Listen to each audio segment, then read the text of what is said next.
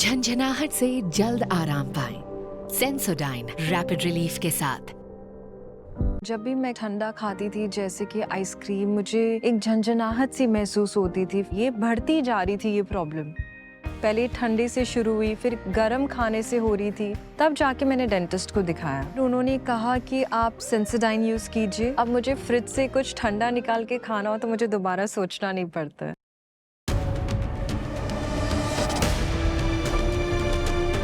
Presented by Sensodyne। जिस वक्त मैं आपसे बात कर रहा हूं, उस वक्त तक 146 सांसद संसद से निलंबित हो चुके। लोकसभा का सत्रावसान भी हो गया, लेकिन इस सत्र में 146 सांसद निलंबित हुए। इसी सत्र में संसद की सुरक्षा में सेंध लगी, ये भी सच है।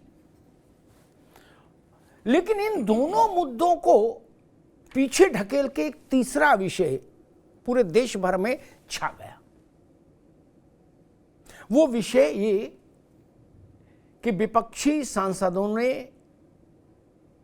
देश के उपराष्ट्रपति जगदीप धनखड़ की मिमिक्री की। मिमिक्री मतलब उनकी नकल बनाई, सरल भाषा में नकल उतारी। और तृणमूल कांग्रेस के एक सांसद हैं कल्याण बनर्जी, उन्होंने ये काम किया। कल्याण बनर्जी ने तो नकल उतारी सो उतारी, और राहुल गांधी ने प्रसन्न मन होके उसका वीडियो खींचा, और फिर गर्व के साथ उन्होंने घोषणा भी की कि हां, मैंने वीडियो बनाया, मेरे मोबाइल में अभी भी वो वीडियो है। इतना हो, जैसे ही प्रकाश में आया, भारतीय जनता पार्टी ने इसको देश का एक बड़ा मुद्दा बना दिया। एक नैरेटिव सेट हो गया, और नैरेटिव ये कि कांग्रेस की अगुवाई में विपक्षी गठबंधन ने न केवल देश के उपराष्ट्रपति का अपमान किया, संवैधानिक संस्था का, बल्कि एक किसान के बेटे का और एक जाट समाज के बेटे का अपमान किया।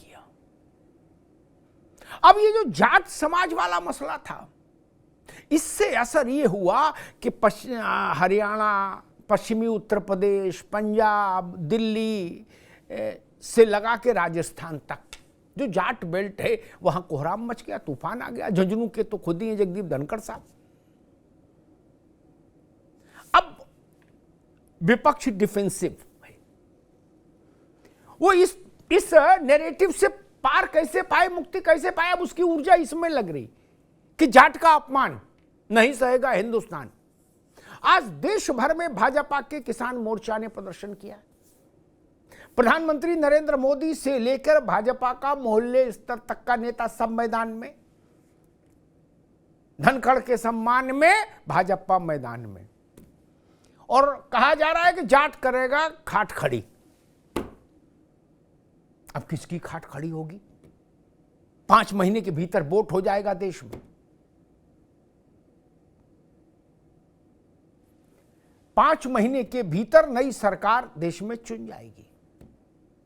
इतना नाजुक समय, और उस समय देश के एक बड़े हिस्से में राजनीतिक तौर पर वर्चस्व, प्रभाव और वर्चस्व रखने वाले जो समाज है, जाट समाज, उसके साथ ये टकराव क्या विपक्ष के लिए संकट का कारण बनेगा? क्या विपक्ष का दांव उल्टा पड़ गया? इंडिया गठबंधन के भीतर भी कई लोग अनौपचारिक बातचीत में ये पूछ रहे हैं कि मिमिक्री करने की जरूरत क्या थी? सब मामला तो ठीक चल रहा था। विपक्ष भाजपा पर यह सवाल दाग रहा था, और भाजपा इसका उत्तर नहीं दे पा रही थी कि 146 सांसद निलंबित कैसे कर दिए गए। संसद के इतिहास में कभी इतने सांसद एक साथ निलंबित नहीं हुए। ये बाजी पलट कैसे गई? हम भाजपा से सवाल पूछ रहे थे, और अब उल्टा हो गया, भाजपा हम पर चढ़ाई कर रही है इसी ड्रामे के कारण। और विपक्ष में इस राय के भी नेता हैं कि राहुल गांधी को वहां वीडियो बनाने की क्या जरूरत थी।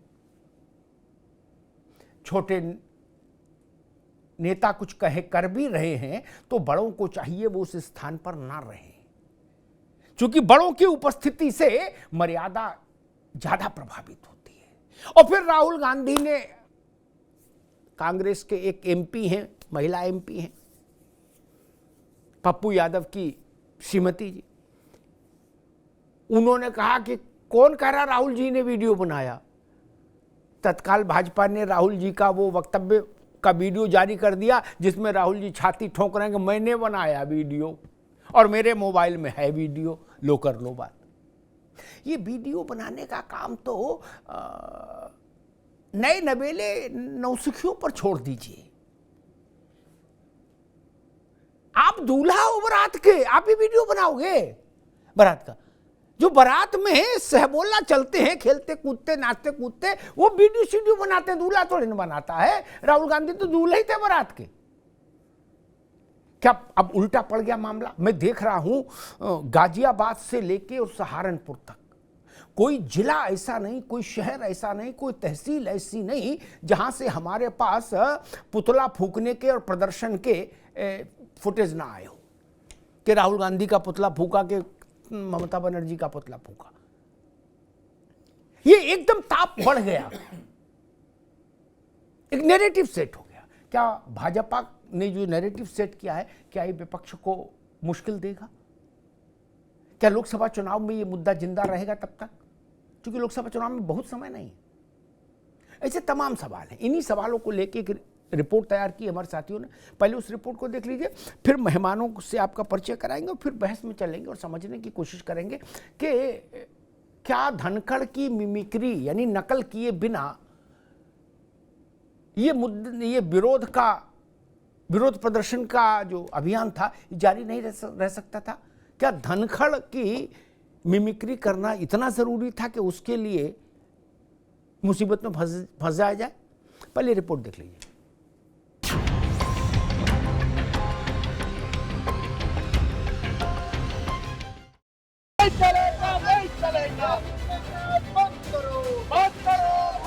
मेरी बेइज्जती कोई करता है, मैं सहन करता हूँ, खून की घूंट पीता हूँ, पर मैं ये बर्दाश्त कभी नहीं करूंगा कि मेरे पद की गरिमा मैं सुरक्षित नहीं रख पाया।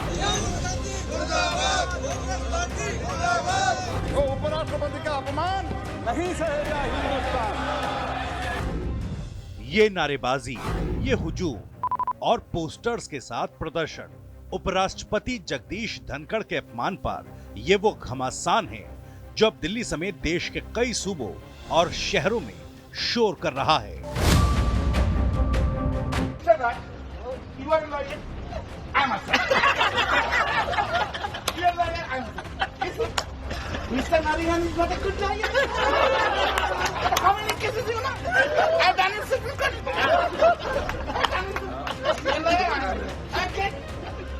जिस तरीके की बयानबाजी हमारे उपराष्ट्रपति के खिलाफ हुई है, इस तरीके की बयानबाजी जाटों में स्पेशली, क्योंकि हमारे इतने सम्मानित पद पे भारतीय जनता पार्टी ने हम जाटों को इतना सम्मान दिया, इतने बड़े पद पे बिठाया, और उनके खिलाफ अगर इस तरीके की बयानबाजी करेंगे तो वो हमें कतई मंजूर नहीं है। दरअसल संसद में सुरक्षा सेंध वाले मसले पर विपक्ष ने सदन में असंसदीय विरोध जताया तो सभापति ने विपक्ष के कई सांसदों को निलंबित कर दिया। वहीं इस निलंबन से नाराज सांसदों ने संसद की सीढ़ियों पर मजमा लगाते हुए निलंबन पर सभापति की नकल उतारी। राहुल गांधी भी इस मिमिक्री को अपने मोबाइल में कैद करते दिखे।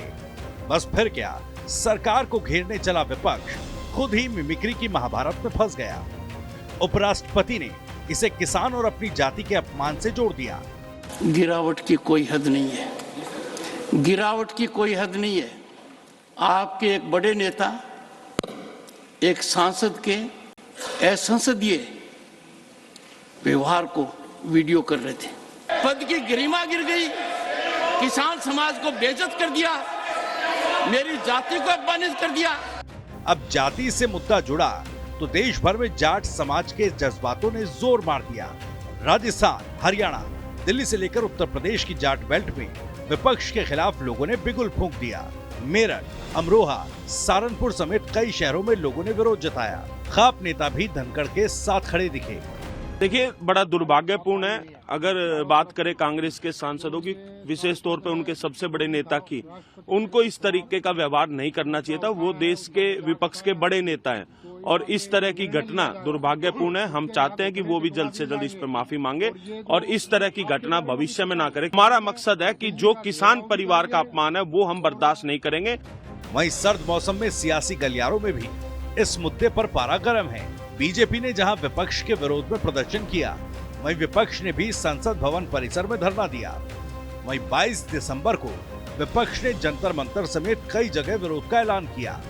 में अगर अपनी अपनी जाति के लिए किसी विषय पे अगर बोलते हैं तो मेरे जाति को इफेक्ट हुआ, तो मेरे जाति को तो हमेशा इफेक्ट होता है, मुझे तो बोलने नहीं दिया जाता है। बीजेपी बनाम विपक्ष के इस संग्राम में विपक्षी खेमे में भी दरार दिखी। बीएसपी सुप्रीमो मायावती ने विपक्ष को सम्मान की सलाह दी। माननीय राज्यसभा सभापति का संसद परिसर में निलंबित सांसदों द्वारा मजाक उड़ाने का वीडियो वायरल होना भी अनुचित व अशोभनीय है।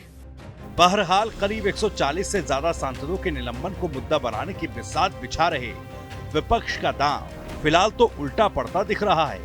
धनखड़ का मुद्दा जाटों से जुड़ने पर सवाल यही है कि क्या मिमिक्री वाला प्रदर्शन 2024 में विपक्ष की बढ़ाएगा टेंशन।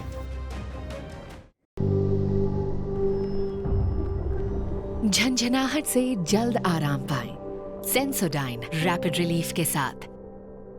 जब भी मैं ठंडा खाती थी, जैसे कि आइसक्रीम, मुझे एक झंझनाहट सी महसूस होती थी। ये बढ़ती जा रही थी ये प्रॉब्लम। पहले ठंडे से शुरू हुई, फिर गर्म खाने से हो रही थी, तब जाके मैंने डेंटिस्ट को दिखाया। उन्होंने कहा कि आप सेंसोडाइन यूज कीजिए। अब मुझे फ्रिज से कुछ ठंडा निकाल के खाना हो तो मुझे दोबारा सोचना नहीं पड़ता है। अब होगा क्या? क्या ये मुद्दा लोकसभा चुनाव तक चलेगा? ये बड़ा सवाल है। 22 तारीख को यानी कल ये निलंबित सांसद धरना देंगे, प्रदर्शन करेंगे और 24 तारीख को जाट समाज ने अपनी पंचायत बुलाई है। भारतीय जनता पार्टी इस पूरे मामले में एक्टिव है ही। मेहमानों साहब का परिचय करा दे। प्रशांत पटेल, भारतीय जनता पार्टी के प्रवक्ता। प्रशांत जी का स्वागत है। प्रोफेसर भुवन भास्कर जोशी, समाजवादी पार्टी के प्रवक्ता। जोशी साहब का स्वागत है। राज शर्मा साहब, कांग्रेस के नेता, राज शर्मा साहब का स्वागत है। रोहित अग्रवाल जी, आरएलडी के प्रवक्ता, रोहित जी का स्वागत है। चौधरी सुरेंद्र प्रधान है, पालम खाप 360 के। चौधरी साहब का बहुत बहुत स्वागत। चौधरी साहब, आपसे बात शुरू करूंगा। ये अचानक से पहले मसला कुछ और चल रहा था कि भाई संसद में कौन घुसा, क्यों घुसा, कैसे कूदा, क्या है उसकी जांच पड़ताल, और दूसरा मसला था कि भाई सांसदों को ये ऐसे निलंबित क्यों किया गया। अब वो सब मुद्दे पीछे हो गया। मसला आ गया किसान और जाट का अपमान। आप लोग इतना नाराज क्यों हो गए चौधरी साहब? देखिए, सबसे पहले तो हमने ये भी कहा था कि संसद में किसी का घुसना, वो भी उसकी भी जांच होनी चाहिए, और जिस तरीके से लोकतंत्र के अंदर इतने सांसदों का एक साथ निलंबन हुआ वो भी दुर्भाग्यपूर्ण है।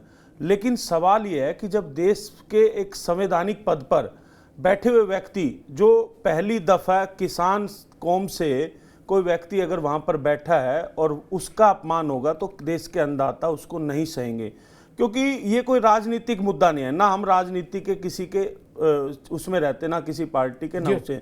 हमारा सवाल यह है कि जब देश के अन्नदाता, देश का किसान वर्ग का कोई व्यक्ति इतने सर्वोच्च पद पर बैठा है और राजनीति से परे होता है, जो भी इस पद पर बैठता है वो कहीं ना कहीं, मुझे मेरी जानकारी के अनुसार, उसके बाद उसका कोई राजनीतिक कैरियर बचता नहीं है, वो सिर्फ और सिर्फ रिटायरमेंट की तरफ जाता है। तो लोगों में गुस्सा इस बात का है कि एक संवैधानिक पद का जिस तरीके से अपमान किया गया वो भी दुर्भाग्यपूर्ण, और विशेष तौर पर किसान कौम का जो मजाक उड़ाया गया वो दुर्भाग्यपूर्ण है। हम उस चीज के खिलाफ है। अगर एक तरफ बात करते, मैंने भी वो वीडियो बड़े ध्यान से देखी, अगर किसी स्कूल के अंदर अगर वहां पर पढ़ने वाले स्टूडेंट या टीचर, मैं कहूं, अगर वो टीचर भी अगर प्रिंसिपल का मजाक बनाएंगे तो वो स्कूल का डिसिप्लिन खत्म होता है। तो इस तरह की घटना पूरे दुर्भाग्यपूर्ण है, और क्योंकि हम यहाँ पर जगदीप धनखड़ या किसी पार्टी का फेवर नहीं कर रहे और ना कभी करेंगे, ना हम किसी पार्टी के, हम ये कह रहे हैं कि क्या वो देश के किसान का बेटा अगर उस सर्वोच्च पद पर बैठा है तो वो क्या हजम नहीं हो रहा? क्योंकि अगर 42 सांसद राज्यसभा से निलंबित हुए हैं तो 92 सांसद लोकसभा से भी हुए हैं। क्या लोकसभा के अध्यक्ष का किसी ने मजाक बनाया? हमारा सवाल है कि किसान कौम को क्यों टारगेट किया जाता है सरकार और विपक्ष की तरफ से? ठीक है साहब, समझ गए। आपने अपना मुद्दा बड़े अच्छे से रखा कि मसला ये कि वो किसान परिवार से हैं, वो जाट परिवार से हैं, और मेरे ख्याल से चौधरी साहब, चरण सिंह साहब के बाद इतने बड़े पद पर पहुंचने वाले जाट नेता ये धनखड़ हैं। चरण सिंह जी जरूर भारत के कुछ प्रधानमंत्री रहे कुछ समय के लिए, और ये संयोग है कि जब ये विवाद खड़ा हो रहा है तो 24 तारीख को चरण सिंह जी की स्मृति में हम लोग ये दिवस है। रोहित अग्रवाल के पास चलूंगा। पश्चिमी उत्तर प्रदेश में किसान, अच्छा आज हम किसान कहें तो भी जाट समझिए, जाट कहें तो भी किसान समझिए, राजनीतिक लोगों के लिए कह रहा हूं। सुन लो, अरे हम तो आप प्रैक्टिकल आदमी है, ये हमको थ्योरी में ना फंसाओ ना बाबू, ना ये थ्योरी में ना फंसाओ हमको, हम पूरा चिट्ठा बता देंगे कि हम ऐसा क्यों बोल रहे। कहा तो यही जाता किसान नेता, लेकिन होते तो जाट नेता है ना फिर नीचे जाके, इसलिए थ्योरी में ना फंसाओ, प्रैक्टिकल बात करो। मैं आपके पास इसलिए आया सबसे पहले चौधरी साहब को सुनने के बाद रोहित बाबू, कि सबसे ज्यादा प्रभावित आपकी पार्टी होगी, क्योंकि आप इस बात से टीवी पे सहमत नहीं होंगे, आपकी पार्टी का कोर बेस है जाट वोट, ठीक। Dhankhar larger than life profile है इस वक्त उनका जाटों में। क्या जाटों से बात करिए तो वो कहते भाई बड़े चौधरी के बाद ये धनखड़ी हुए, इतनी बड़ी कुर्सी पहुंचे। आपके लिए इधर कुआं उधर खाई, जाटों की पगड़ी छोड़ो तो नुकसान, और इनके साथ खड़े हो तो गठबंधन से रार। रोहित जी देखिए अमिताभ जी, मुझे तो लगता था संवैधानिक, कितने बड़े संवैधानिक पद पे बैठे हुए व्यक्ति की कोई जाति नहीं होती, कोई धर्म नहीं होता, वो सबका होता है। परंतु खैर अच्छी बात है, मुझे धनखड़ साहब ने बताया कि वो मेरे नहीं हैं, वो सिर्फ जाट समाज के हैं, वो जाट समाज से आते हैं, अच्छी बात है। चलिए, जब वो मेरे तब हो जाते हैं जब उन्होंने कहा कि वो किसान के बेटे हैं, तो मैं भी किसान का बेटा हूं, तो चलिए मेरे हो गए, कहीं ना कहीं से कनेक्शन आ गया। खैर आपने तो कह दिया कि साहब किसान बोले तो जाट, जाट बोले तो किसान, तो आपने तो मुझे भी किसान से बाहर कर दिया। खैर अच्छी बात है। तो देखिए, मुझे दुख हुआ कि जगदीप धनखड़ साहब उपराष्ट्रपति हैं और उनको तब जाट याद आया जब उनका अपमान हुआ, परंतु तब जाट याद नहीं आया जब जाटों ने आरक्षण के लिए और आंदोलन किया। और आज भी जाट लड़ रहा है। चौधरी अजीत सिंह जी ने उत्तर प्रदेश के अंदर आरक्षण दिलवाया था जाटों को, जाट समाज को, और आज भी केंद्र में आरक्षण के लिए जाट समाज लड़ रहा है। तो मैं तो जाट समाज से अपील करता हूं कि साहब चलो धनखड़ साहब के यहाँ चलते हैं, क्योंकि आपके समाज के व्यक्ति उपराष्ट्रपति हैं और उन्होंने बताया, स्वयं बताया कि आपके समाज के, कि वो आपके समाज के हैं, तो कम से कम आपकी तो सुनेंगे और आपको पूरे देश के अंदर, केंद्र सरकार के अंदर आरक्षण दिलाने का काम करेंगे। धनखड़ साहब को तब याद नहीं आया जब जाट बेटियां आंदोलन कर रही थी, वो भी यौन शोषण जैसे आरोपों को लेके। धनखड़ साहब को तब नहीं याद आया ब्रिजभूषण शरण सिंह को डांट दें वो कि साहब तुमने ऐसा कृत्य क्यों किया, और मोदी जी से कहें कि इसको निकाल बाहर करो ब्रिजभूषण शरण सिंह को। तब शायद धनखड़ साहब भूल गए थे कि वो जाट समाज से आते हैं। धनखड़ साहब तब भूल गए थे जब 700 किसान शहीद हो रहे थे और 3 काले कानून यही केंद्र सरकार थोपना चाहती थी इन किसानों के ऊपर। तब धनखड़ साहब शायद भूल गए थे कि वो किसानों के, रोहित जी बस एक सप्लीमेंट्री ले लो, ये आपने ठीक से उठाए प्रश्न। एक सप्लीमेंट्री सवाल ले लो। अब जो जाट एजिटेशन चल रहा है धनखड़ के इशू पर, मैं बहुत स्पेसिफिक कर दूं सवाल, दाएं बाएं जिसमें भागने की गुंजाइश नहीं बच्चे किसी के लिए। जो जाट एजिटेशन शुरू हुआ है, चल रहा है धनखड़ साहब के इशू पर, उसमें आरएलडी कहां खड़ी है, इधर खड़ी है या उधर खड़ी है? बस उतने पे हमारा आज ज्यादा फोकस है। राष्ट्रीय लोकदल कहां खड़ी है? राष्ट्रीय लोकदल देश की जनता के साथ खड़ी है। राष्ट्रीय लोकदल देश के हर व्यक्ति के साथ खड़ी है, हर समाज के साथ खड़ी है, किसान के साथ खड़ी है, धनखड़ के साथ खड़ी है कि नहीं? फिर ये ऐसे थ्योरी की बातें आदमी करने लगता है, प्राणियों में सद्भाव हो, धर्म की जय हो, अधर्म का नाश हो, गोल गोल जलेबी बना के 1 घंटा पार। ये नहीं करो यार। मैंने एक सीधा सवाल पूछा, धनखड़ के इशू पर मुजफ्फरनगर में, बागपत में, सहारनपुर में, बवाल हो रहा है, पुतले फूके जा रहे हैं, आपके लोगों को भी लोग घेरेंगे, जाट समाज के लोग आएंगे, कहेंगे बताओ भाई चौधरी क्या करना है। ये उसका उत्तर जानना चाह रहे थे। आप बता रहे हो मैं देश के साथ हूं, देश के साथ तो मेरे भाई सभी हैं। हाँ, देखिए ऐसा है, कौन फूक रहा है पुतले? पुतले भारतीय जनता पार्टी के कार्यकर्ता फूक रहे हैं। ठीक, तो भारतीय जनता पार्टी के कार्यकर्ता क्या उत्तर प्रदेश के अंदर सरकार है उनकी, क्या आपको नहीं लगता सहारनपुर, मुजफ्फरनगर, हर जगह भारतीय जनता पार्टी में इतने कार्यकर्ता तो होंगे ही जो पुतला फूक ले कम से कम। और संजीव बालियान जी, अरे संजीव बालियान जी इतना आहत हो गए, उन्होंने बयान दिया मीडिया के अंदर कि बुजुर्ग का अपमान किया गया जाट समाज के। और जब आप हरियाणा में जाके सतपाल मलिक जी के लिए आपने शब्द प्रयोग किए थे कि वो बूढ़े से ना उठा जावे ना बैठा जावे, उसके घुटनों का तेल खत्म हो गया है, ये संजीव बालियान जी के शब्द हैं सतपाल मलिक जी के लिए। और उनको मैं बता देना चाहता हूं, हमारे जाट समाज की। अब मैं राज शर्मा जी के पास आऊंगा। रोहित ने अपनी पार्टी की पोजीशन बड़ा साफ की कि आरएलडी फिलहाल इस मसले में धनखड़ के खिलाफ खड़ी है। ठीक, वो धनखड़ के साथ नहीं, और उनको नहीं लग रहा कि कोई धनखड़ का अपमान हुआ, या यूं कहिए वो ये भी नहीं मानते कि धनखड़ का कोई मान है जो अपमान होगा। उन्होंने बता दिया कि धनखड़ ने तो ऐसा ऐसा ऐसा ये सब गलत काम कर ही दिए, तो अब क्या कहें। ठीक, लेकिन मैं फिर अपनी बात को और प्रैक्टिकल कर दूं। आरएलडी को जितनी परिधि में घूमना है ना चुनाव में, उसका दायरा बहुत सीमित है।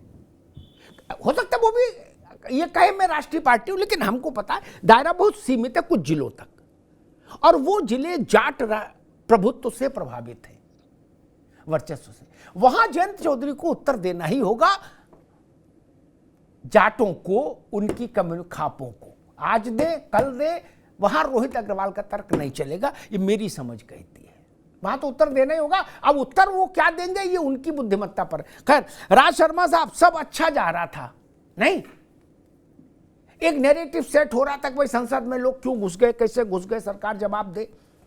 फिर उसके बाद हुआ कि भाई इतने लोग धुआंधार निलंबित क्यों हो गए। अचानक से एक कार्टून नेटवर्क क्यों लगा दिया? क्या वो नैरेटिव ही चेंज हो गया? मुद्दा पलट के आपके ऊपर आ गया?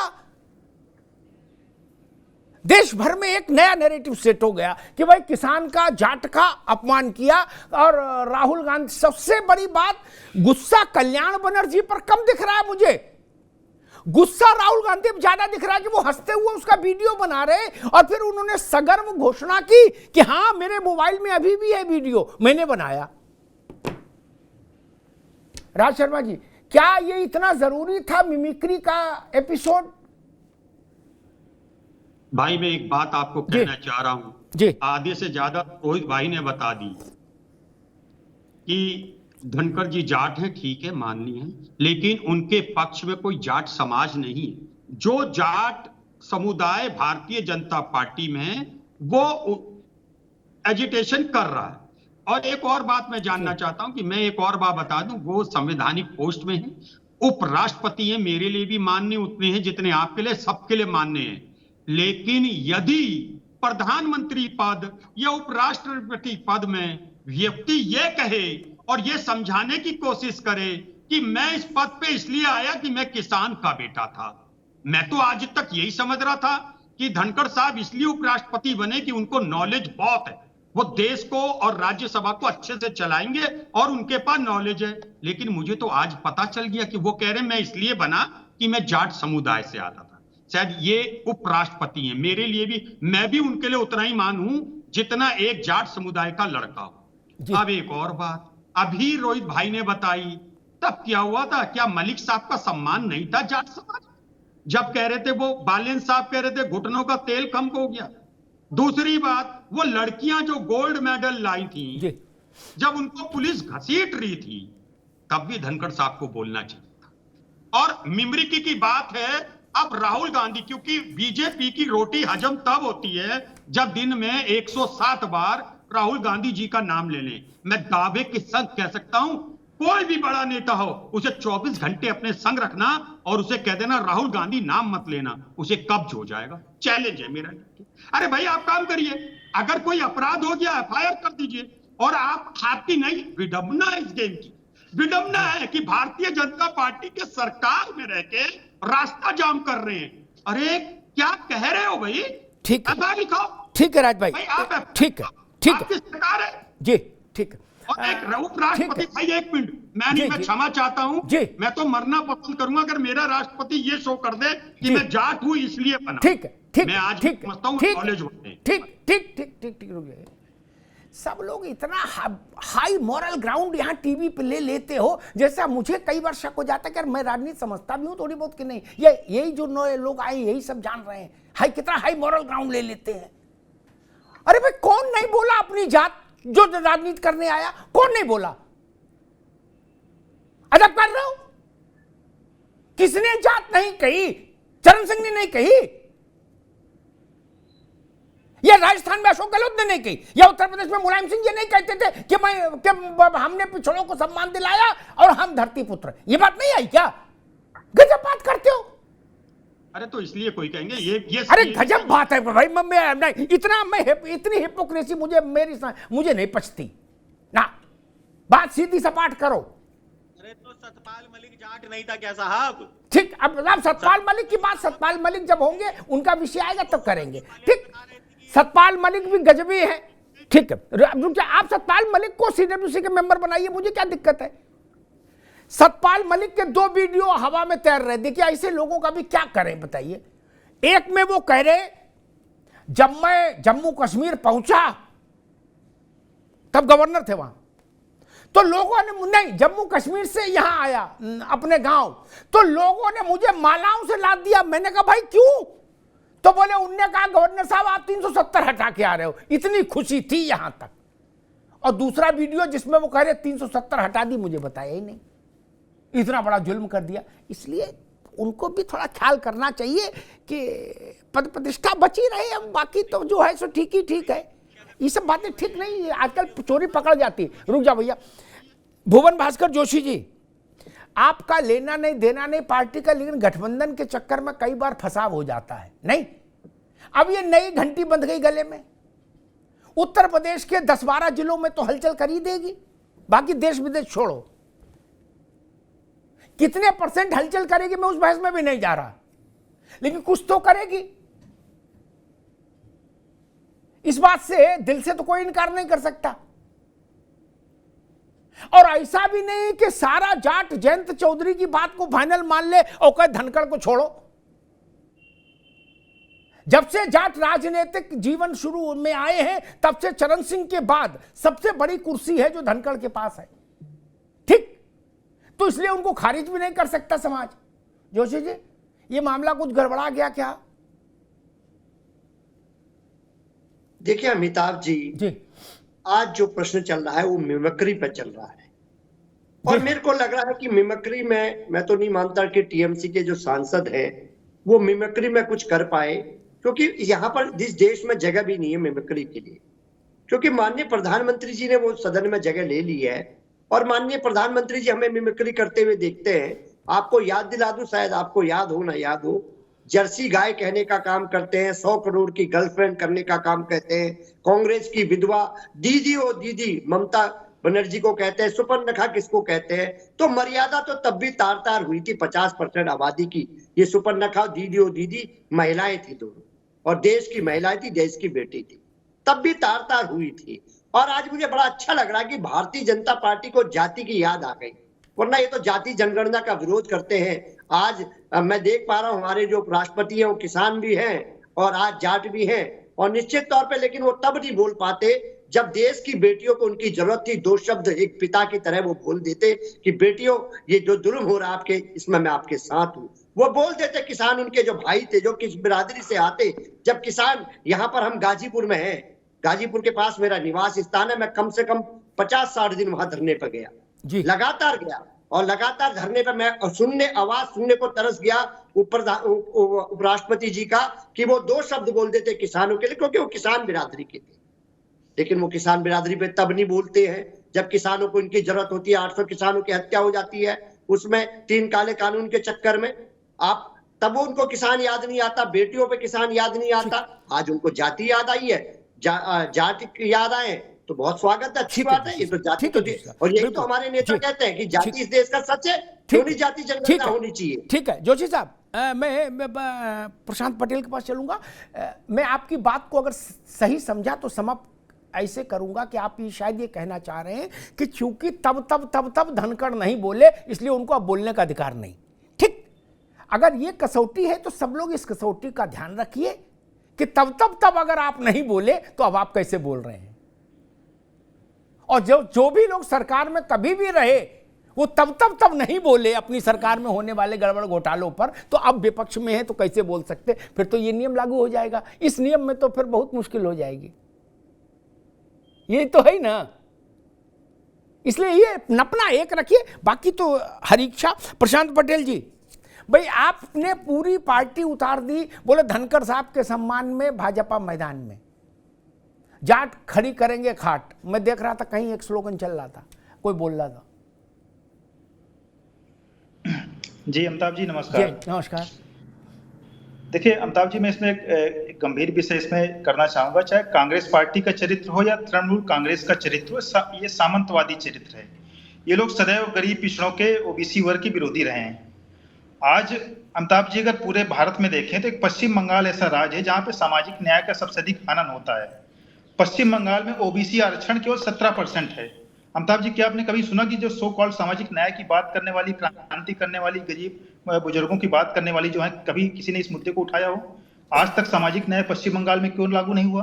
क्या पश्चिम बंगाल में खाली ओबीसी की आबादी 17% ही है? और अभी हाल ही में कुछ दिनों पहले ममता बनर्जी ने कुछ जातियों को ओबीसी में शामिल किया, 189 जातियों को, उसमें केवल 118 मुस्लिम जातियों को कर दिया, हिंदू जातियां कम संख्या में की। कोई उस विषय में बात नहीं करता। चाहे कम्युनिस्ट पार्टी का शासन रहा हो, लगभग 12-14 साल से ममता बनर्जी का शासन है, ये उनकी ओबीसी वर्ग की विरोधी हैं। चूंकि धनखड़ साहब किसान वर्ग से आते हैं, पिछड़े वर्ग से आते हैं, वो सेल्फ मेड आदमी है। उनके पिताजी कोई विधायक बड़े आदमी थे नहीं थे, विधायक सांसद नहीं थे, वकालत उन्होंने किया। वो 35-36 साल के आयु में राजस्थान हाईकोर्ट बार एसोसिएशन के प्रेसिडेंट बने, उसके बाद सांसद बने, कई बार चुनाव लड़े, गवर्नर बने अपनी योग्यता के आधार पर, सीनियर एडवोकेट हैं सुप्रीम कोर्ट में, उसके बाद उपराष्ट्रपति बने। कोई चांदी का चम्मच लेकर के नहीं पैदा हुए। क्योंकि किसान के बेटे थे इसलिए कांग्रेस पार्टी को भी उनसे पीड़ा होगी। उनके नाम के आगे बनर्जी चटर्जी टाइटल नहीं लगा था, गांधी टाइटल नहीं लगा था, इससे सबको, सारे सेक्युलर पार्टी को पीड़ा होगी आज। लेकिन अब उसके पहले अगर संवैधानिक सर्वोच्च पदों में स्वर्गीय चरण सिंह जी प्रधानमंत्री बने थे, उसके बाद शायद मेरी जानकारी में यही पहुंचे हैं राष्ट्रपति और प्रधानमंत्री के पदों पर। तो इन लोगों को पीड़ा होना स्वाभाविक है, इसीलिए उनके बारे में इस तरह की ओछी टिप्पणी और मिमिक्री की गई। और बेशर्मी देखिए कि उसके लिए, उसको डिफेंड करने के लिए कई सारे लॉजिक भी लाए जा रहे हैं कि भाई अरे पहले मिमिक्री नहीं होती थी क्या, या नहीं होता था क्या। मतलब ये भी कॉमन सेंस नहीं लगाती, कहाँ पे मिमिक्री करनी है, किस पे कमेंट करना है, क्या करना है, वो सब चीजों को भूल जाएंगे। अब उनका मलिक साहब का भी, सतपाल मलिक जी का भी एग्जाम्पल देते हैं। सतपाल मलिक जी तो अपने स्टैंड पे कायम नहीं है। अभी रिजल्ट के बाद 3 तारीख बाद सतपाल मलिक जी ने कहा कि उन्होंने बोला कि भाई मैंने जो अमित शाह जी के बारे में बोला था उसको भुला दिया जाए, वो मैंने गलत बोला था। भाई जो व्यक्ति अपनी बात को ही नहीं डिफेंड कर पा रहा, अपनी बात सही नहीं है, तो उसका नाम कम से क्यों ले रहे हैं? धनखड़ साहब तो कम से अपनी बात पे अडिग हैं। प्रशांत भाई, मेरे को ये तो ये नपना कौन सा है? एक मिनट रोहित बाबू, एक मिनट रुकिए। चौधरी साहब, आपने सुना आरएल जयंत चौधरी की पार्टी को सुना, कांग्रेस को सुना और अखिलेश बाबू की पार्टी को सुना। ये लोग कह रहे हैं कि जाट कोई खिलाफ नहीं है, भाजपा के लोग खिलाफ हैं बस। क्या इस मामले में वो धनखड़ के साथ हैं, जाट नहीं है? मेरे ख्याल से आपने तो भाजपा भी ज्वाइन नहीं की, या ये पालम खाप 360 ने भाजपा ज्वाइन की क्या? ये 24 को जो आपने पंचायत बुलाई है द्वारिका में सारी खापों की, वो खापे क्या भाजपा क्या रसीद कटा चुकी हैं? ये लोग ऐसा कह रहे हैं कि सब कोई जाट नहीं है, जाट केवल इधर ही हैं, जितने जो मतलब आरएलडी की पार्टी के हैं, वो जो कहेंगे तब माना जाएगा जाट ने कहा, अन्यथा माना जाएगा बीजेपी ने कहा। तो आप लोग किधर खड़े हो बताओ भैया? देखिए, राजनीतिक पार्टियां अपना वक्तव्य रखेंगी जी, और राजनीतिक लोग अपना वक्तव्य रखेंगे।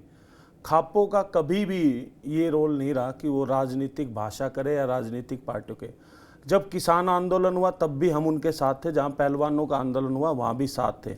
और जिस तरीके से अभी वक्ता बोल रहे थे कि जब ये एक याद है, पहलवानों का जब मसला था तो मैंने डिबेट की थी, कई डिबेट में आप मेरे साथ थे और आप पहलवानों के हक के लिए काफी मजबूती से लड़े भी थे। मैं इसलिए बताना चाहता हूं कि जब संजीव बालियान ने सतपाल मलिक के ऊपर बयान दिया तब भी मैंने कहा था कि दुर्भाग्यपूर्ण है।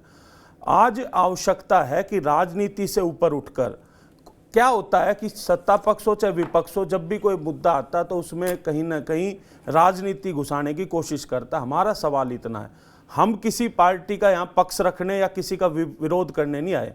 हम ये कहने आए कि किसान परिवार का या किसान कौम का अपमान किया। अगर मान लो उस टाइम पे धनखड़ जी नहीं बोले तो धनखड़ जी को भी लोगों ने देखा और वो भी लोगों के संज्ञान में है। हमारा काम, हम जगदीप धनखड़ के लिए या किसी पार्टी के लिए नहीं खड़े। हम कह रहे हैं कि क्या उनको इसलिए टारगेट किया गया कि वो किसान कौम से हैं, और इसमें कोई बहुत बड़ा मुद्दा नहीं है। अगर जो सिर्फ इतनी सी बात है कि जिस टीएमसी के सांसद ने ये सब वाक्य किया वो आकर जो है देश के किसानों से माफी मांग ले कि मेरा वक्तव्य तो किसानों के खिलाफ नहीं था, बात इतनी से खत्म हो जाएगी। और मैं फिर कहना चाहता हूं कि हम किसी राजनीतिक पार्टी का ना तो आज तक कभी हमने किसी का पक्ष रखा ना किसी का विरोध किया। हमारा एक ही मकसद है, अन्याय के खिलाफ और विशेष तौर पर गांव देहात और किसानों के पक्ष में आवाज उठाना हमारा फर्ज है और हम आज भी खड़े हैं। और रही बात, मैं ये नहीं कहता कोई भी पार्टी वाला अपना पक्ष रखे, मुझे उससे कोई परहेज नहीं है, लेकिन हमें जहां किसान कौम की बात आएगी, गांव देहात की बात आएगी, हम वहां पर खड़े रहेंगे। इससे कोई पार्टी नाराज हो, चाहे कोई पक्ष नाराज हो चाहे विपक्ष नाराज हो, मुझे कोई फर्क नहीं पड़ता। मैं गांव देहात और किसानी की बात करता और उनके साथ करता। जी राज शर्मा जी, लालू प्रसाद यादव जी के विरुद्ध कोई कुछ टिप्पणी करता है राजनीतिक उसमें ही परिदृश्य में ही, तो उसको कहा जाता है कि ये पिछड़ों का विरोधी है। क्या? चूंकि लालू जी पिछड़ों के आइकॉन हैं इसलिए विरोध कर रहा है। क्या उसने कहा? ये नहीं पूछा जाता, तर्क वितर्क नहीं होता, उसको फतवा दिया जाता है कि ही इज एंटी पिछड़ा। ठीक, मुलायम सिंह जी के विरुद्ध कोई बोलता था तो भी कहा जाता था किसान विरोधी है, पिछड़ा विरोधी है। मायावती जी के खिलाफ कोई बोलता तो कहा जाता है दलित विरोधी है। ठीक ना, यही ना थ्योरी लागू है सब जगह। जयंत चौधरी के खिलाफ कोई बोलता है तो कहा जाता है भाई जाट विरोधी है। ठीक, ये चरण सिंह की लीगेसी को भी नहीं मान रहा, बताओ। उनका डीएनए तो देखो, बड़े चौधरी छोटे चौधरी। तो ये बात धनखड़ पर लागू नहीं होगी, बाकी सब पर लागू होगी। मैं एक बात कहना चाहता हूं राज जी, मैंने कभी नहीं सुना लालू जी की तो बात ये, उनकी तो उनके सामने एक्टर लोग मिमिक्री करते थे। अरे मिमिक्री नहीं, मैंने सवाल क्या पूछा? आप मिमिक्री बता रहे। मैंने पूछा, मैंने आपको बड़े नेताओं के नाम दिए ना, उनकी जब भी आलोचना होती है क्या कहा जाता है उसके उत्तर में? ये दलित विरोधी है इसलिए मायावती के खिलाफ है, ये दलित विरोधी है इसलिए कांशीराम के खिलाफ है, ये पिछड़ा विरोधी है इसलिए मुलायम सिंह के खिलाफ है। यही कहा जाता है ना मित्र राजनीति में। कहने को ये तब कहा जाता है जब एजेंडा चलाने वाले लोग एजेंडा चलाते हैं, वरना सीधी बात ये है कि मैं राष्ट्रपति अब किसान का तो वहां आया ही नहीं। मतलब राष्ट्रपति जी या किसान जी की बेइज्जती कहां हो गई, जाट की कहां हो गई?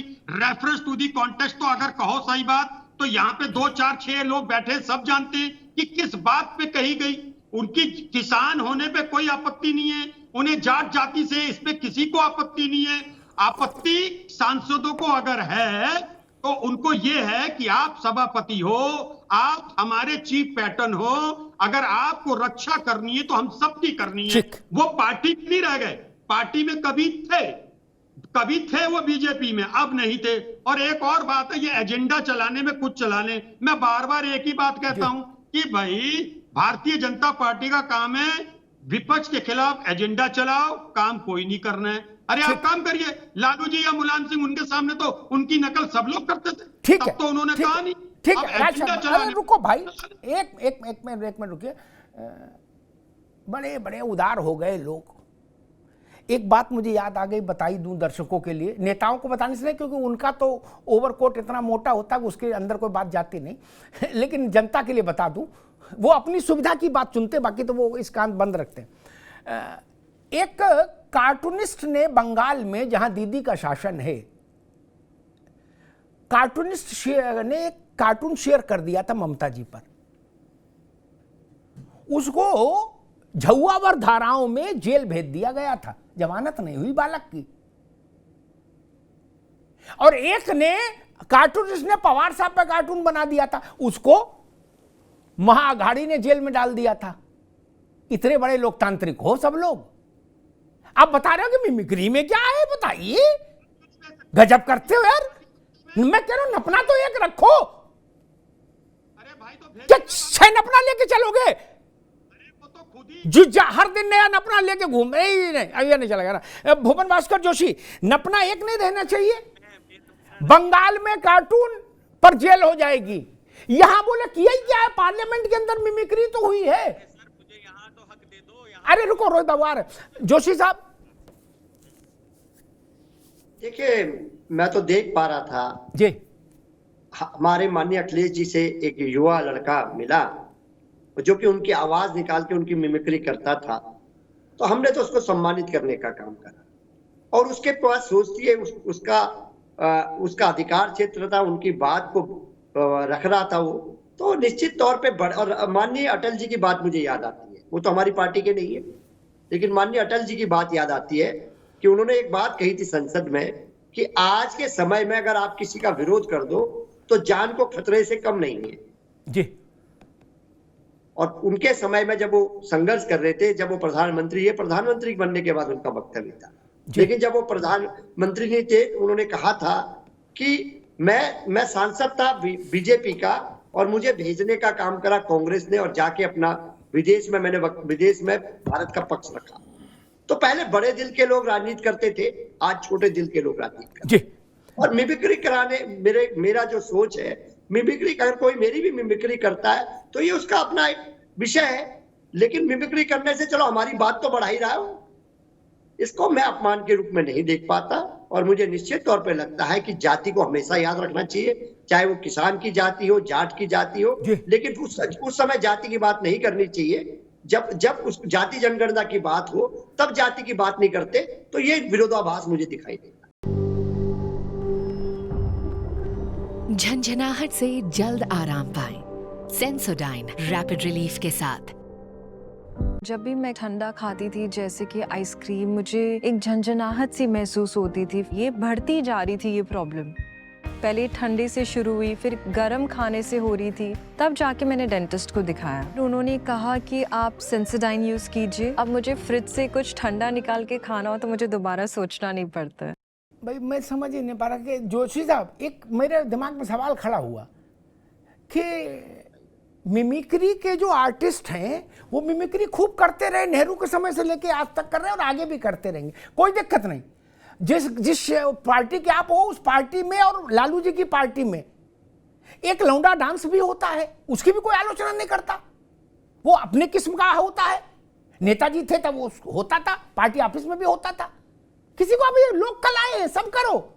लेकिन पार्लियामेंट के भीतर ऐसा कभी हुआ हो तो आप प्रोफेसर हो, आप ज्ञानवर्धन करो कि उपराष्ट्रपति की मिमिक्री ऐसे हुई हो जिसमें उनका उपहास किया जा रहा हो, व्यक्ति का नकल कर। एक सेकंड रोहित बाबू आ रहे हैं, आपके पास भी आएंगे, आपके लिए भी एक सवाल है, धैर्य रखो, आएंगे। ठीक, उनको एक उसमें उनकी हैसियत पर टिप्पणी करने की कोशिश की जा रही हो, मिमिक्री करना अलग चीज है, ठीक है ना। कभी हुआ हो आप बता दीजिए। लोकसभा के स्पीकर और राज्यसभा के चेयरमैन, जब से संसद बनी 1952 से लेकर आज तक, कभी ऐसा हुआ हो कि पार्लियामेंट कॉम्प्लेक्स के अंदर ऐसा हुआ हो तो आप बता दीजिए।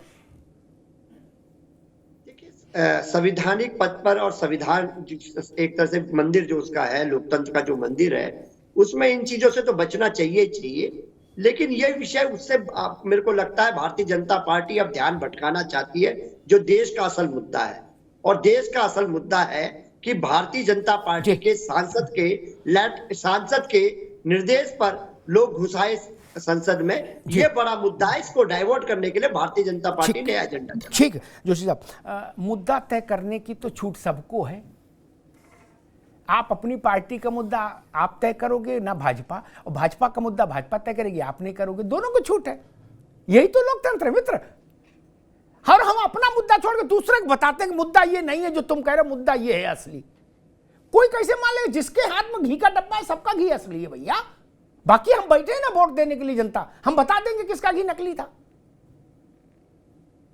लेकिन चुनाव तक तो सबको हक है ना जोशी साहब, ऐसा नहीं कहो। खैर रोहित अग्रवाल जी, मैं फिर वहीं पर आता हूं कि चौधरी सुरेंद्र बैठे हैं, ये खाप 360 पालम के प्रधान हैं।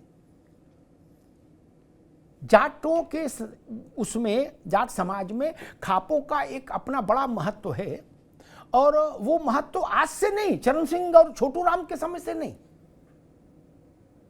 वो अकबर के समय से है खाप का महत्व। पता नहीं कितने लोगों को जानकारी है कि नहीं है, अकबर के समय से। और शिवाजी के गुरु समर्थ गुरु रामदास जाट की खाप सभा में ही आए थे, जहां से उन्होंने औरंगजेब के खिलाफ जाटों को मोटिवेशन किया था जाटों का। वहां से है, ऐसा नहीं कि जब से लोक दल बना तब से जाट इंपावर्ड हुए, ना ना ना, वो वहां से है, उनका खाप का हैसियत है। ये यहां बैठे और 24 को सारी खापों ने पंचायत बुलाई है। आपने सिर्फ शुरुआत में कहा था कि कोई जाट नहीं है, केवल भाजपा के लोग हैं जो ये बवाल कर रहे हैं। ये जो खाप पंचायत बुलाई गई है, इसको क्या आरएलडी भाजपा की खाप पंचायत घोषित करना चाहती है? अमिताभ जी देखिए 3-4 पॉइंट हैं, मुझे बोल लेने दीजिए। जी जी बिल्कुल भाई, समय दे दीजिए। मेरा क्रॉस करके चले गए थे, मतलब मैं भी आरोप लगा दूंगा डिबेट के बाद कि वैश्य समाज का आपने अपमान कर दिया, क्योंकि फर्स्ट राउंड में तो आपने जो सीक्वेंस अपनाया था उसके तहत चौधरी साहब के बाद आपने मुझे चुना था, परंतु आपने इस बार मुझे नहीं चुना। वैश्य समाज का अपमान है, मैं ट्विटर पे आपको ट्रेंड कराऊंगा, तो है ना, तो इसलिए मुझे बोल लेने दीजिएगा उसको बैलेंस करने के लिए। और ये कार्टून है, मैं दिखा रहा हूँ आपको, ये स्वयं मेरा कार्टून है, किसी ने बना के भेजा था मुझे कार्टून, और बड़े गंदे तरीके से भेजा था, तो मैंने इसको फेसबुक के अपने डीपी में लगा लिया, लगा हुआ है और 6 महीने से लगा हुआ है, मेरे स्वयं का कार्टून है। खैर मैंने इस पे एफआईआर दर्ज नहीं कराई, और मेरे ट्विटर अकाउंट के ऊपर मुझे लगता है मेरे हर ट्वीट के ऊपर करीब 150 गालियां लोग दे रहे हैं, और उसमें भी मैंने किसी के ऊपर एफआईआर दर्ज नहीं कराई अभी तक, ना मैंने कोई आपत्ति दिखाई है।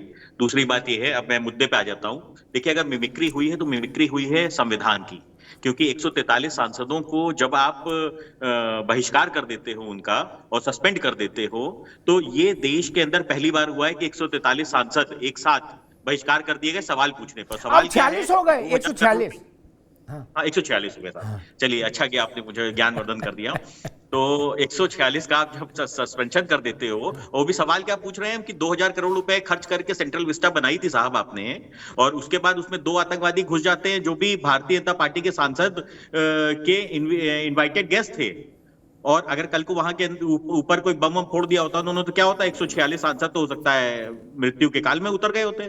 तो अगर ये सवाल हम पूछ रहे हैं कि अगर सदन नहीं सुरक्षित है तो देश की जनता कैसे सुरक्षित है, तो क्या आप हमारे ऊपर ये कार्रवाई करोगे?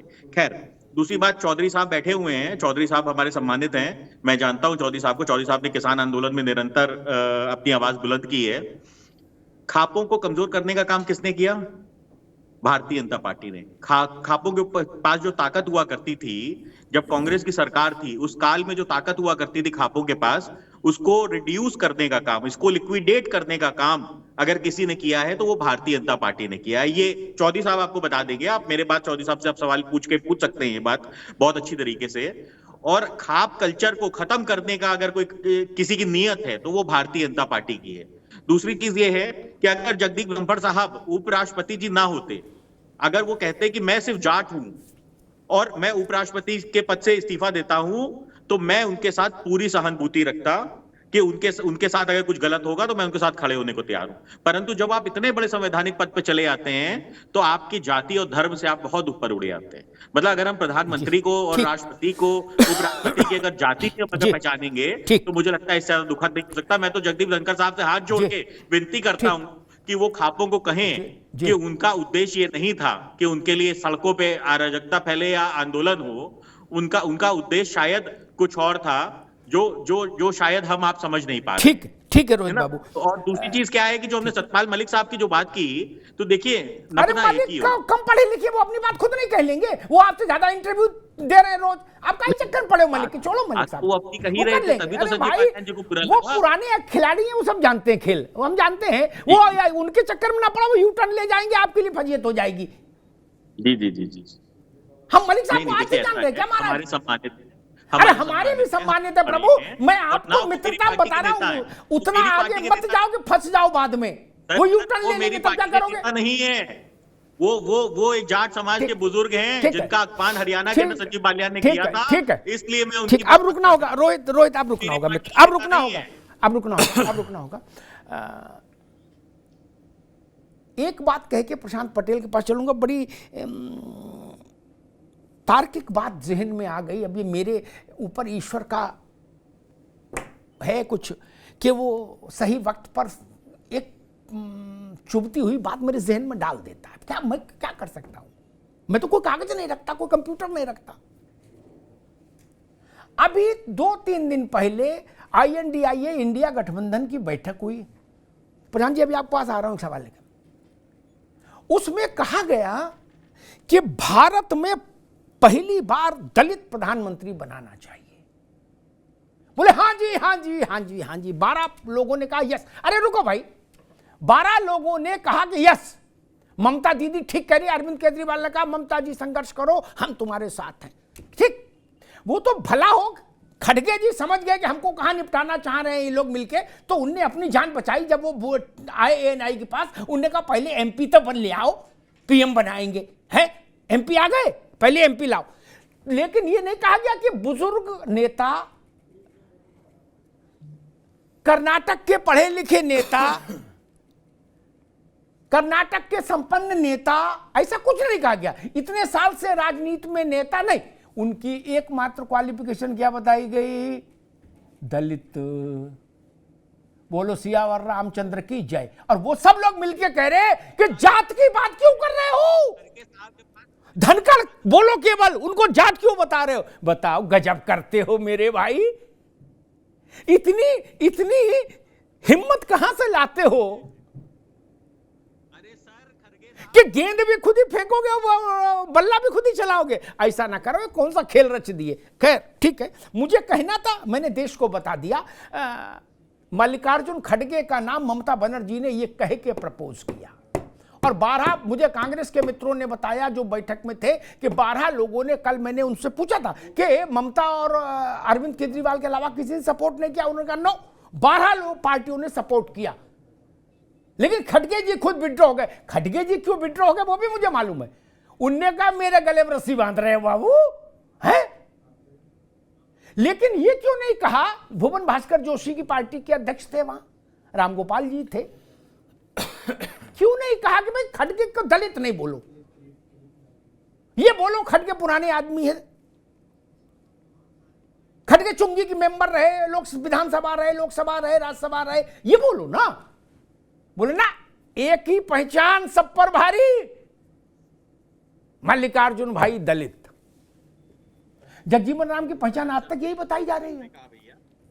कौन बताता है? वो कृषि का रिवोल्यूशन लेके आए, राज शर्मा की पार्टी कभी नहीं बताती। 71 की लड़ाई में जगजीवन राम ने कुछ भी किया, राय रत्ती, कांग्रेस ने आज तक नहीं बोला, जबकि वो रक्षा मंत्री थे। लेकिन ये बताएंगे कि दलित प्रधानमंत्री और डिप्टी प्राइम मिनिस्टर हमने, जग बाबूजी। मीरा कुमार को जब अध्यक्ष बनाया लोकसभा का, तो कांग्रेस में ने किस सभा में ये नहीं कहा जाके चुनाव की कि जगजीवन बाबू की बेटी, दलित परिवार की बेटी। भाई साहब, आपने भी इसी को बुलाया सबने। क्या अजीत सिंह जी ने सर्वधर्म संभाव पर राजनीति की थी? नहीं ना। वो भी जब अपने गांव देहात में जाते थे, बैठक करते थे, तो यही कहते थे भाई हमारी पगड़ी का तो ख्याल करो, बड़े चौधरी के कितने एहसान है तुम लोगों पे, जाटो। मुझे याद है मुजफ्फरनगर में जब वो चुनाव लड़े थे अजीत सिंह जी, तो वो केवल यही कहते थे कि जाटों और मुसलमान एक हो जाओ, हमारी इज्जत का सवाल है। क्या वो ये नहीं कहते थे देश एक हो जाओ, जाट एक हो जाओ? इसलिए मैंने कहा। खैर प्रशांत पटेल जी, मसला ये कि विपक्षी लोग कह रहे हैं कि आपने मूल मुद्दे से ध्यान भटकाने के लिए जगदीप धनखड़ जी के सम्मान में भाजपा मैदान में ऐसा नारा दे दिया।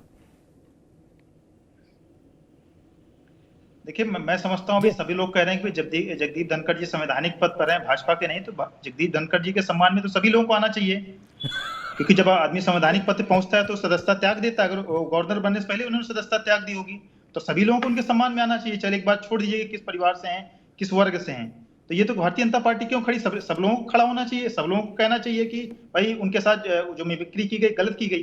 और यहाँ अमिताभ जी मिमिक्री खाली विषय नहीं है, एक्चुअली क्या है, जगदीप धनखड़ जी लगभग 80 साल के, उनको थोड़ा पीठ दर्द की समस्या है, तो इस वजह से थोड़ा सा वो झुके रहते हैं, तो उससे उनके पीठ दर्द का, उनकी जो बीमारी है उसका मजाक उड़ाया गया है। तो अमिताभ जी इससे बड़ा घृणित कार्य नहीं हो सकता कि किसी की कोई बीमारी हो, किसी की शारीरिक समस्या हो, उसका मजाक उड़ाया जाए। और यहाँ तो देखिए जिस सांसद ने मजाक उड़ाया उनकी नेता ममता बनर्जी ने भी उसको डिफेंड नहीं किया, कल्याण बनर्जी को। ममता बनर्जी ने भी कह दिया कि भाई उनका अपना विषय, मेरा कोई लेना देना नहीं है। ये तो बात इसलिए बढ़ गई कि राहुल गांधी ने वीडियो बना दिया, लेकिन जो सो कॉल्ड पार्टी के सारे साथीगण बैठे हैं वो डिफेंड करने में लगे हैं। तो उनकी कल्याण बनर्जी की नेता जो है ममता बनर्जी डिफेंड नहीं कर रही है, बाकी लोग जिनका कोई लेना देना नहीं है 3 में 13 में, वो डिफेंड करने में लगे हुए हैं। और रही बात देखिए अमिताभ जी जात की, भारतवर्ष में जो भी व्यक्ति जिस जाति में पैदा होता है उसमें उसका कोई कंट्रोल नहीं होता है। जो जहाँ पैदा हो गया जैसा भी है, सब जगह सब जातियां बराबर हैं। आप देश में धर्म बदल सकते हैं, जाति नहीं बदल सकते हैं। जाति आपके मरने तक रहेगी, आप जाति चेंज नहीं कर सकते। अब कोई ये कहना कि भाई उसको जाति से न प्रदर्शित किया जाए, उस जाति का न बताया जाए, तो ये देखिए बेमानी बात है। जो इस तरह कहता है वो बेईमान है, वो अपने काम के प्रति ईमानदार। जो जिस जाति का रहेगा, चाहे प्रधानमंत्री बन जाए, राष्ट्रपति बन जाए, चाहे कुछ भी बन जाए, वो जाति उसके साथ जुड़ी रहेगी, उसके कर्म संस्कार उसके साथ जुड़े रहेंगे, उसके जो क्रियाकलाप है, शादी विवाह, सारे संस्कार उसके अपने जो परिवार के संस्कार होते हैं उसके आधार पर जुड़ते हैं। यहाँ तो लोग धर्म भी त्याग करके बैठे हैं, लेकिन त्यागी और मलिक का टाइटल नहीं छोड़ पा रहे हैं, अपने जाति नहीं छोड़ पा रहे हैं। तो ये बात कहना भूल जाए कि भाई जाति पद पहुंच गया, जाति नहीं रही, जाति तो रहेगी उसमें, चाहे सतपाल मलिक की हो, चाहे प्रशांत पटेल जी की हो, चाहे इनकी अमिताभ नीति जी की हो, जो जाति में रहे तो रहेंगे, उसमें उनको गर्व करना चाहिए। हर व्यक्ति को अपनी जाति पे गर्व करना चाहिए, उसमें कौन सी गलत बात है। बिल्कुल ठीक बात है। और एक बात मुझे समझ आती है कि संवैधानिक पद का भी उल्लेख हुआ, अचानक से मेरे दिमाग में एक विषय स्पार्क कर गया घट से। राहुल जी ने ये 5 राज्यों के परिणाम, चुनाव के परिणाम नहीं आए थे, उससे पहले की बात है, परिणाम के बाद तो स्थिति बदल गई। उन्होंने कहा था कि हमने 2 ओबीसी चीफ मिनिस्टर बनाए, ये 3 ऐसा गिनाए थे। चीफ मिनिस्टर बनाए नहीं, भले आदमी बनाए नहीं, जनता के काम करने वाले बनाए नहीं, सीनियर पॉलिटिशियन बनाए नहीं, ओबीसी बनाए। ओबीसी वो संवैधानिक पद पे नहीं थे, वो कंचा खेलने आए थे, वो गुल्ली डंडा खेलने के लिए बनाए थे, या अंताक्षरी खेलेंगे वो। राहुल जी ने कहा था काटो मेरी बात। उन्होंने जो सरकार आईएएस अधिकारी हो गया उसको तो चुनाव भी नहीं लड़ना। रोहित की बात में चिंता समझ सकता हूं, जयंत भाई की चिंता समझ सकता हूं, वोट लेना है भाई। मैं राजनेताओं की व्यवस्था भी जानता हूं, ऐसा नहीं, मैं इसी दुनिया में रहता हूं मित्र।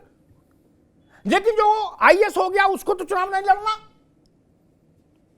राहुल गांधी ने उनकी भी जात बताई, बोले 90 सेक्रेटरी हैं, उसमें 3 ओबीसी हैं, बाकी ओबीसी कब आएंगे सेक्रेटरी बताओ। वहां ओबीसी की बात आपने की, लेकिन धनखड़ की जात बता दी तो बोले ये गुनाह अजीम हो गया। गजब करते हो। इसीलिए मैं कहता हूं कि या तो राहुल गांधी को पहले से कुछ समझा बुझा के रखो, उनको बताओ किस विषय पर क्या बोलना, बाद में फंस जाते हो आप लोग। मैंने शुरुआत में कहा था और मैं अभी भी उस बात पर कायम हूं, कल्याण बनर्जी जो भी कर रहे थे वो बात प्रशांत ने अच्छी कही।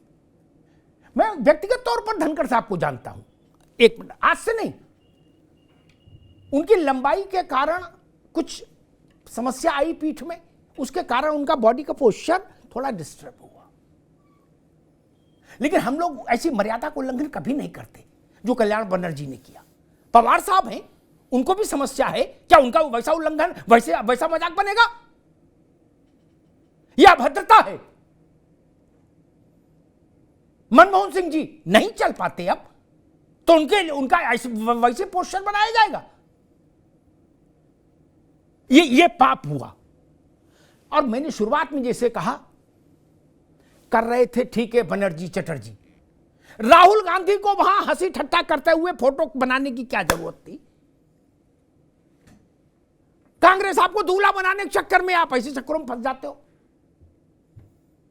रोहित अग्रवाल करें, समझ में आ जाए, जयंत चौधरी को नहीं करना चाहिए ना। जोशी साहब कुछ बोल के निकल जाए, समझ जाएंगे, चल जाएगा। अखिलेश जी बोल के नहीं निकल सकते ना।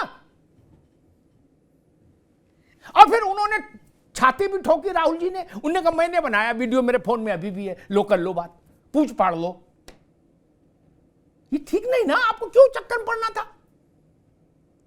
अब थेतराई तो हो सकती है, लेकिन एक बात जान लीजिए, इस थेतराई से काम नहीं चलेगा। और जो बात बाद में प्रशांत ने कही वो ठीक बात है।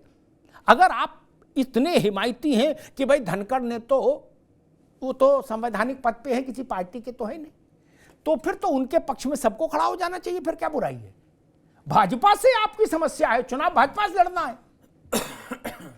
धनखड़ के खिलाफ चुनाव तो लड़ना नहीं ना, द्रौपदी मुर्मू के खिलाफ लड़ना चुनाव, नरेंद्र मोदी के खिलाफ लड़ना है ना, उनकी पार्टी के खिलाफ, ओके। फिर धनखड़ के लिए एक साथ क्यों नहीं खड़े हो रहे? तब धनखड़ का भी पोस्ट की भी पुरानी कुंडली खोल रहे हो आप लोग, करे वो फला 1960 में नहीं बोले, 1972 में नहीं बोले, 1974 में नहीं बोले, क्यों? आपको बताना चाहिए ना। अगर आप मानते हो वो संवैधानिक पद पर है तो उनके पीछे खड़े हो जाइए। आप भारतीय जनता पार्टी के किसी नेता के खिलाफ मिमिक्री बनाते, भाजपा वाले आपके खिलाफ 4 बनाते, ठीक है, आनंद लेती जनता। राष्ट्रपति को क्यों, उपराष्ट्रपति को क्यों चुना? उनको नहीं चुनना चाहिए था ना। भाजपा के नेताओं की मिमिक्री बनाओ, ये आपकी बनाएंगे, चलता रहेगा। और ट्विटर पर चलता है, अरे सोशल मीडिया पर चलता ही है। अमिताभ जी 1 मिनट में लो। हाँ बोलिए भैया, सुनिए जल्दी से, क्या कह रहे हैं? सुन लीजिए इनकी बात। मैं एक बात कहना चाहता हूं, हाँ। कि जो गलती सत्ता पक्ष ने किसान आंदोलन में, पहलवानों के आंदोलन में की, वही गलती आज विपक्ष दोहरा रहा है। इस मुद्दे को आज वाकई में बड़ा मुद्दा है कि इतने बड़ी तादाद में सांसद क्यों निलंबित हुए, वो मुद्दा है। मुद्दा ये भी है कि किस तरीके से जो ये सारी घटना हुई, ये भी मुद्दा है। तो सबसे बड़ा समाधान ये है कि पूरे इंडिया गठबंधन को इस ममता बनर्जी के सांसद के साथ खड़े होने की बजाय उन पर दबाव बनाते कि वो उस मुद्दे को ख़त्म करके और दूसरे मुद्दों पर जो संसद में जो व्यक्ति घुसे उनकी जांच की बात करते और जो निलंबन हुआ उसकी बात करते और इस मुद्दे को खत्म कर देते। लेकिन वही गलती विपक्ष दोहरा रहा है जो भारतीय जनता पार्टी ने पहले की थी। तो आज भी समय है कि उस सांसद पे दबाव बनाकर माफी मंगवाए और भविष्य में इस तरह की घटना किसान परिवार के बच्चे के साथ ना हो। मैं फिर कहना चाहता हूं एक बात और आपके माध्यम से, जातिगत कभी भी इस हिंदुस्तान की राजनीति में खत्म नहीं हो सकती। और मैं दावे से कहता हूं आपके चैनल पे, अगर किसान आंदोलन नहीं होता तो जगदीप धनखड़ वहां पे नहीं बैठते। ये किसान आंदोलन की ही देन है और हमें किसान होने पे गर्व और किसान की जहां बात आएगी वहां मजबूती से खड़े होंगे। ठीक है चौधरी साहब, मैं इस बात पर विवाद ही नहीं करने आया कि जाति की बात क्या, क्योंकि जाति तो एक सच्चाई है और चलती है और सब नेता अपनी जाति का उल्लेख करते हैं गर्व के साथ, और करना भी चाहिए, उसमें कोई छुपाने वाली बात तो कुछ है नहीं। लेकिन दूसरा करे तो खराब और हम करें तो अच्छा, ये भी नहीं चलेगा। मूल प्रश्न कहां खड़ा होता है? भाजपा कांग्रेस वालों की नकल उतारे, कांग्रेस वाले भाजपाइयों की नकल उतारे, किसी को दिक्कत नहीं। आप लोगों को चुनाव लड़ना, अपना निपटो सुलझो, लेकिन राष्ट्रपति उपराष्ट्रपति को तो बख्शो भैया, ये ठीक नहीं। और दूसरी बात, शारीरिक परिस्थिति किसी भी व्यक्ति की जो सार्वजनिक जीवन में है, उसकी शारीरिक परिस्थितियों को लेकर अगर आप मिमिक्री कर रहे हैं, अटल जी के लहजे का करते थे लोग, वो खुश होते थे, लालू जी के लहजे का होता था, लेकिन किसी की शारीरिक अवस्था का प्रहसन करने का दुस्साहस इस देश में कभी किसी ने नहीं किया, और किया हो तो बता दो। बड़ा ज्ञान दे रहे थे लोग। अंतिम समय में नेहरू जी महीने 1.5 महीने पैरालाइज्ड रहे। क्या उस समय उनकी किसी ने मिमिक्री की क्या? महीने 1.5 महीने पैरालाइज्ड रहे थे पंडित जी। किसी ने उस चित्र तक को देश के सामने रखने की हिम्मत नहीं की। ये सम्मान होना चाहिए नेता का। और दो चीजें नहीं चल सकती। आप धनखड़ के खिलाफ मोर्चा खोल रहे हो भाजपा की तरह, भाजपा के नेता की तरह, और फिर कहते हो कि धनखड़ का भाजपा से लेना देना, भाजपा क्यों खड़ी है उनके साथ, धनखड़ तो संवैधानिक पद पे। अरे भाई साहब, तब तो सब लोग खड़े हो, संविधान के साथ तो सब होना चाहिए ना। राज्यसभा में जाएंगे तो शपथ तो धनखड़ी साहब दिलाएंगे, अपने घर से तो शपथ लेके चल जाएंगे नहीं ना। ऐसा हो सकता है कि आपकी पार्टी के मेंबर आपको शपथ दिला दे, नहीं ना। राज्यसभा का सभापति, लोकसभा का अध्यक्ष, भारत के उपराष्ट्रपति, राष्ट्रपति, मुख्य न्यायाधीश, ये सब लोग हमारी इच्छा अनिच्छा से नहीं चलेंगे ना, कि हम इनको अच्छा मानते इसलिए हम इनको नमस्ते करेंगे और नहीं मानते इसलिए इनकी मजाक उड़ाएंगे। ये तरीका ठीक नहीं ना। सब सबके निर्णयों से सहमत नहीं हो सकते, लेकिन असहमति व्यक्त करने की भी एक मर्यादा है, एक तरीका है, एक सलीका है। आप धनखड़ साहब से सहमत हो जरूरी नहीं, लोग अपने माता पिता से सहमत नहीं होते कई बार, लेकिन धनखड़ साहब के बारे में ऐसा प्रश्न आप करें और उसमें बाकी लोग आनंद लें। वो वीडियो तरफ ध्यान से देखिएगा, कैसे हंसा जा रहा है। वो हंसना ठीक नहीं, इसलिए नहीं कि वो उपराष्ट्रपति है, उसके अलावा भी हंसना ठीक नहीं। हम इस संस्कृति के पक्ष में नहीं खड़े हो सकते कि एक 80 साल का बुजुर्ग उसकी इस ढंग से मजाक बनाने की ही कोशिश की जाए। ये हमारे सामाजिक मर्यादा के भी विरुद्ध है। क्या तरीका ठीक है? और जो लोगों को लग रहा कि नहीं कुछ नहीं, चुनाव सामने है, 3 महीने के भीतर चुनाव का कार्यक्रम अनाउंस हो जाएगा, 5 महीने के भीतर नई सरकार आ जाएगी, पता लग जाएगा कौन कहां खड़ा है मुद्दा। न मेरी बात न आपकी बात। अब तो जनता की अदालत का टाइम आ गया ना, 5 महीने में नई सरकार चुन जाएगी मित्र। वो बता देगी कौन कितनी सीटें जीत के आ रहा है। लेकिन जो बात आज मायावती जी ने कही, हम वही बात दोहराएंगे दूसरे संदर्भ में कि इतना आगे मत बोल लो कि 5 महीने बाद जब नई सरकार बने 5वें महीने में तो पुराना वीडियो कष्ट दे। इतना आगे नहीं चले जाओ, क्योंकि रिजल्ट के साथ ही ना बात होगी। फिर तो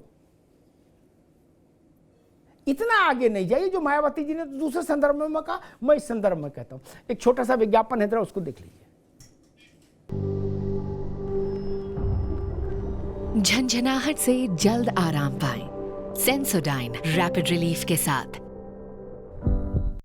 अभी मैं ठंडा खाती थी जैसे कि आइसक्रीम, मुझे एक झंझनाहट सी महसूस होती थी। ये बढ़ती जा रही थी ये प्रॉब्लम।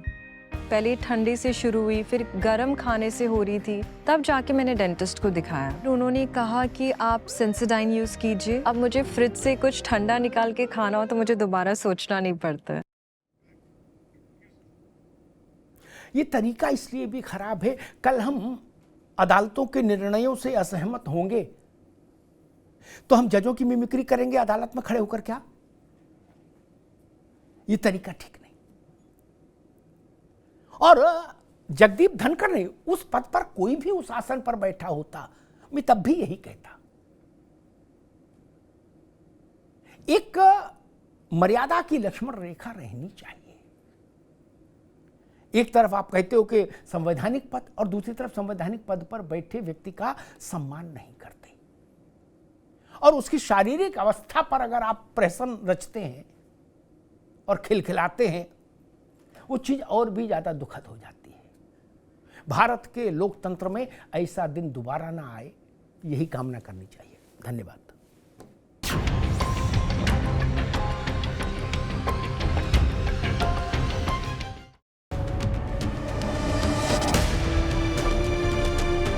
Presented by Sensodyne. झंझनाहट से जल्द आराम पाएं सेंसोडाइन रैपिड रिलीफ के साथ। जब भी मैं ठंडा खाती थी जैसे कि आइसक्रीम, मुझे एक झंझनाहट सी महसूस होती थी। ये बढ़ती जा रही थी ये प्रॉब्लम। पहले ठंडे से शुरू हुई, फिर गर्म खाने से हो रही थी, तब जाके मैंने डेंटिस्ट को दिखाया। उन्होंने कहा कि आप सेंसोडाइन यूज कीजिए। अब मुझे फ्रिज से कुछ ठंडा निकाल के खाना हो तो मुझे दोबारा सोचना नहीं पड़ता।